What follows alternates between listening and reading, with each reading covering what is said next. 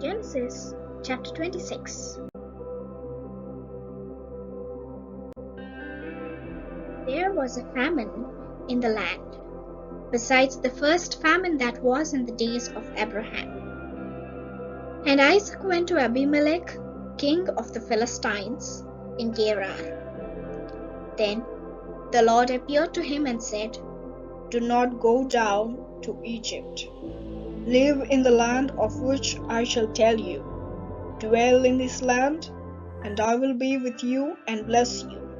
For to you and your descendants I give all these lands, and I will perform the oath which I swore to Abraham your father, and I will make your descendants multiply as the stars of heaven. I will give to your descendants all these lands, and in your seed all the nations of the earth shall be blessed. Because Abraham obeyed my voice and kept my charge, my commandments, my statutes, and my laws." So Isaac dwelt in Gerar, and the men of the place asked about his wife. And he said, "She is my sister."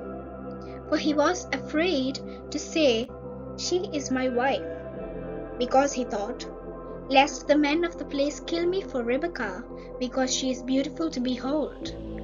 Now it came to pass, when he had been there a long time, that Abimelech, king of the Philistines, looked through a window, and saw, and there was Isaac, showing endearment to Rebekah his wife.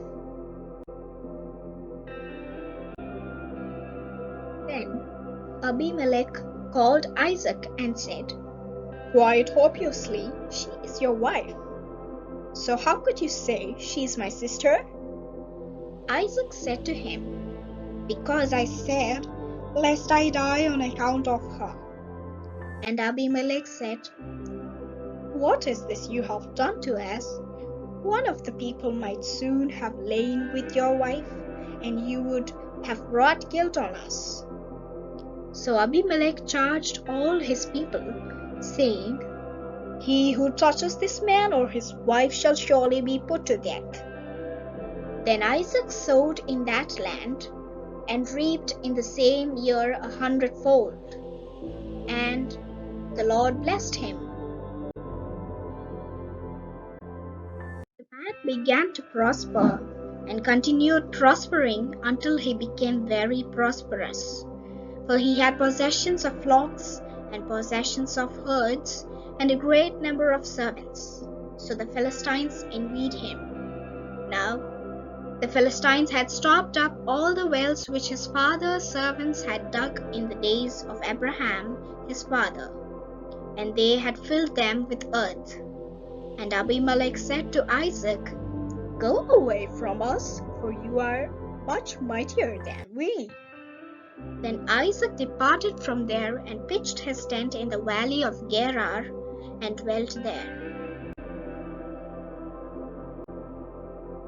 And Isaac dug again the wells of water which they had dug in the days of Abraham his father, for the Philistines had stopped them up after the death of Abraham. He called them by the names which his father had called them. Also Isaac's servants dug in the valley and found a well of running water there. But the herdsmen of Gerar quarreled with Isaac's herdsmen, saying, "The water is ours." So he called the name of the well Esek, because they quarreled with him.